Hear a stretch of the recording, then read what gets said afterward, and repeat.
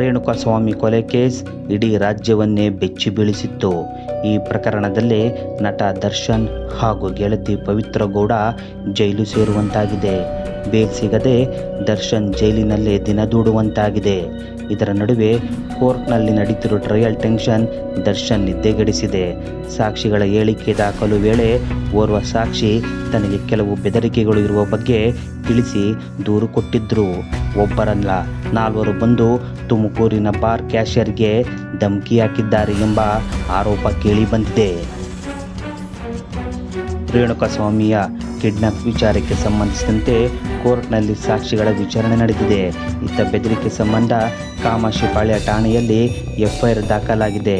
ಎಫ್ಐಆರ್ನಲ್ಲಿ ಉಲ್ಲೇಖವಾದ complete detail ನಿಮ್ಮ ಮುಂದೆ ಇಡುತ್ತಿದ್ದೇವೆ. ಬೆದರಿಕೆ ಹಾಕಿದ್ದು ಒಬ್ಬರಲ್ಲ 4 ಅನ್ನೋ ವಿಚಾರ ಈಗ ಬಯಲಾಗಿದೆ. ಸಿಸಿಟಿವಿ ಡಿವಿಆರ್ಸಿ ಸಂಬಂಧ ಸಾಕ್ಷಿ ಸಂದೀಪ್ಗೆ ಸುಳ್ಳು ಹೇಳುವಂತೆ ಕೆಲವರು ಬೆದರಿಸಿದ ಆರೋಪ ಕೇಳಿ ಬಂದಿದೆ. 23/6/2026ರಂದು ಸಾಕ್ಷಿ ನುಡಿಯಲು ಕೋರ್ಟ್ಗೆ ಬರುವಂತೆ ಎಎಸ್ಐ ನಟೇಶ್ ಅವರು ಸಂದೀಪ್ಗೆ ಕರೆ ಮಾಡಿದ್ದಾರಂತೆ. ಬಳಿಕ ಕೆಲವರು ಸಂದೀಪ್ಗೆ ಆಮಿಷ ಒಡ್ಡಿದ್ದಾರೆ ಎಂಬ ಆರೋಪ ಕೇಳಿ ಬಂದಿದೆ. ಮೊದಲಿಗೆ ಬೋವಿಪಾಳ್ಯದ ನಿವಾಸಿ ಆಕ್ರೋಶ್ ಎಂಬಾತನಿಂದ ಸಂದೀಪ್ ಅವರಿಗೆ ಕರೆ ಬಂದಿದ್ದು 25/6/2026ರಂದು ಸಂಜೆ ಸುಮಾರು 6:30 ವೇಳೆಗೆ ಆಕ್ರೋಶ್ ನಂಬರಿಂದ ಕರೆ ಬಂದಿತ್ತಂತೆ. ಪದೇ ಪದೇ ಕರೆ ಬರ್ತಿದ್ದ ಹಿನ್ನೆಲೆಯಲ್ಲಿ ಸಂದೀಪ್ ಇಂಡಿಯನ್ ಪೆಟ್ರೋಲ್ ಬಂಕ್ ಬಳಿ ಹೋಗಿ ಅವರನ್ನು ಭೇಟಿಯಾಗಿದ್ದರು ಎನ್ನಲಾಗಿದೆ.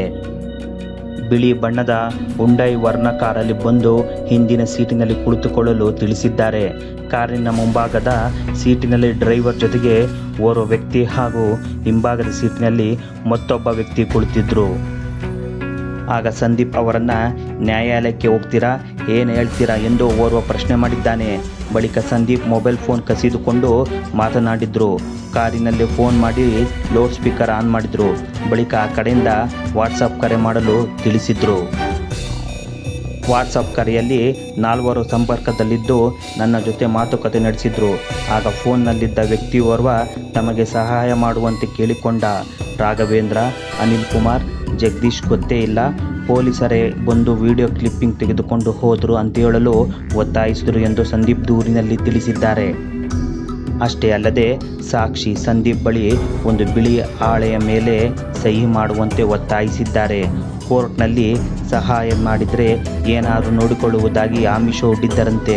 ಈ ಬಗ್ಗೆ ವಿಜಯನಗರ ಎಸಿಪಿ ಗಮನಕ್ಕೆ ತಂದು ಕೇಸ್ ದಾಖಲು ಮಾಡಿರೋ ಬಗ್ಗೆ ಎಫ್ಐಆರ್ನಲ್ಲಿ ಉಲ್ಲೇಖವಾಗಿದೆ. ಈ ಸಂಬಂಧ ಕಾಮಾಕ್ಷಿಪಾಳ್ಯ ಪೊಲೀಸ್ ಠಾಣೆಯಲ್ಲಿ ಆರೋಪಿಗಳ ವಿರುದ್ಧ ಎಫ್ಐಆರ್ ದಾಖಲಾಗಿದ್ದು ವೇಣು, ಸುಹಾಸ್ ಮತ್ತು ಪುನೀತ್ ಎಂಬುವರನ್ನು ಬಂಧಿಸಲಾಗಿದೆ. ಬಂಧಿತರಲ್ಲಿ Puneeth D company fan page ನಿರ್ವಹಿಸುತ್ತಿದ್ದ ಎಂದು ತಿಳಿದು ಬಂದಿದೆ. ಸುಹಾಸ್ ಮತ್ತು ವೇಣು ತುಮಕೂರಿನ ದರ್ಶನ ಅಭಿಮಾನಿಗಳ ಸಂಘದ ಸದಸ್ಯರಾಗಿದ್ದಾರೆ. ಸುಹಾಸ್ ಎಂಬಾತ ಸಾಕ್ಷಿದಾರ ಸಂದೀಪ್ನನ್ನು ಮಾತುಕತೆ ನಡೆಸುವ ನೆಪದಲ್ಲಿ ಕರೆಸಿಕೊಂಡು ಕಾರಿನಲ್ಲಿ ಸುತ್ತಾಡಿಸಿಕೊಂಡು ಸಾಕ್ಷಿ ಹೇಳದಂತೆ ತಾಕೀತು ಮಾಡಿದ್ದಾನೆ. ಇದಕ್ಕೆ ಒಪ್ಪದ ಸಂದೀಪ್ಗೆ ಸುಹಾಸ್ ಬೆದರಿಕೆ ಹಾಕಿದ್ದಾನೆ ಎನ್ನಲಾಗಿದೆ. ಸದ್ಯ ಬಂಧಿತ ಆರೋಪಿಗಳನ್ನು ಕಾಮಾಕ್ಷಿಪಾಳ್ಯ ಪೊಲೀಸರು ತೀವ್ರ ವಿಚಾರಣೆ ನಡೆಸುತ್ತಿದ್ದಾರೆ.